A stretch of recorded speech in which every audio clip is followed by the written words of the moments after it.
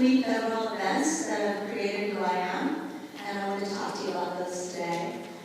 Key to these events are a few attributes that I've identified to help become a successful person, and they are to really have heroes that are close to you.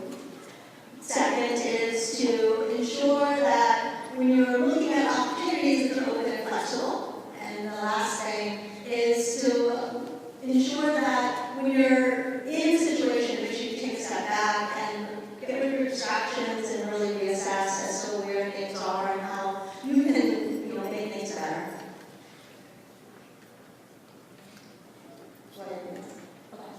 So the first event is an escape that I had. My parents actually left the genocide in Cambodia in 1979, and to do this, they walked through the jungle with 3 children, all under the ages of 5. So they got to the Thai border. After spending a few months in the Thai border, they ended up coming to the United States. And when they landed in the United States, they had no English skills, no college degree, and only had $5 in their hands and 3 kids to support. So when I take a look at their situation, I'm so grateful that 35 years later, that my siblings and I have very strong careers in local technology companies and have graduated from very prestigious universities. So one of the things that we look at as a society is we look at these magazine covers and we see heroes and we idealize people that are very far away from us. Who doesn't want to be Mark Zuckerberg? Who doesn't want to be Sheryl Sandberg? Who doesn't want to be Taylor Lautner? I mean, all these people are famous, right, and beautiful. So when it comes down to it, the heroes that we don't have access to, right? So to me, my parents are my heroes. Not only did they give me life, but they also saved my life. And if you really think about it, your parents did the same thing for you. And so when we look at our heroes, it's very important to consider, are they the best heroes for us? The fact that you can access the people close to you for advice and see a balanced view of their lives allows us to have a balanced life and allows us to do better. So when you're thinking about how to be a better person, think about who's close to you. Who are your heroes? How can they help you? What do they inspire in you?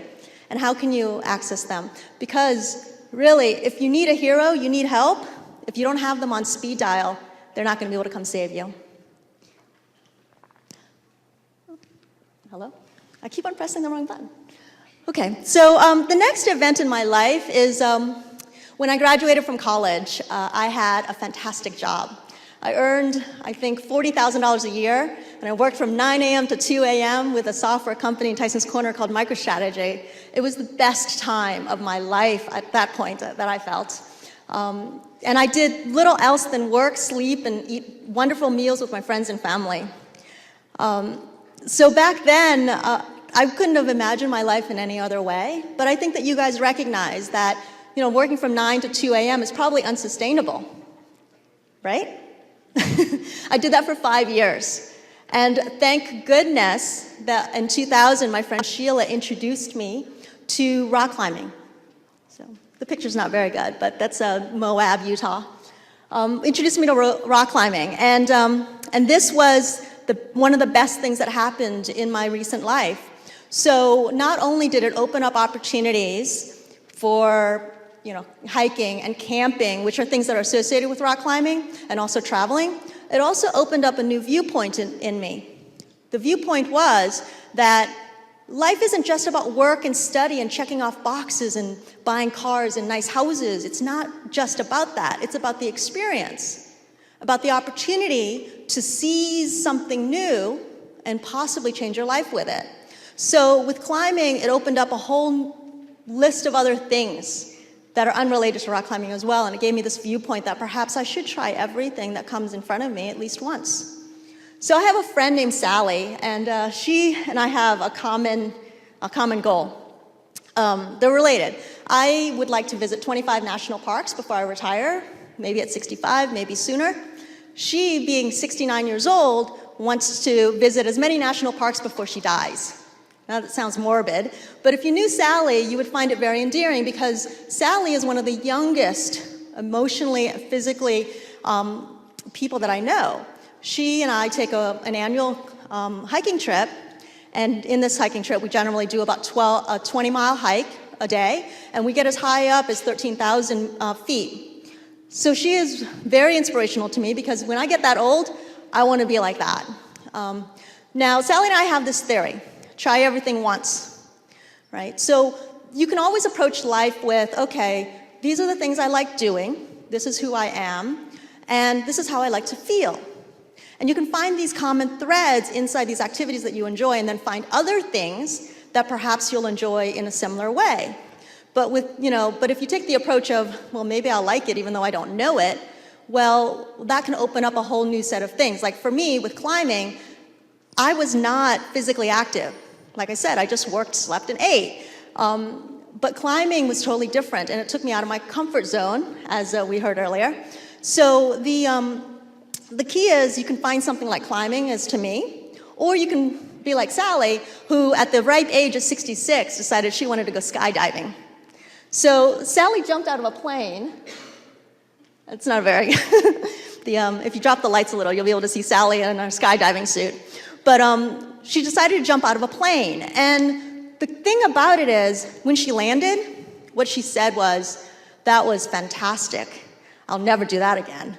So really, when you think about life, think about what, being open to these experiences will do for you is to possibly allow you to evaluate what you enjoy.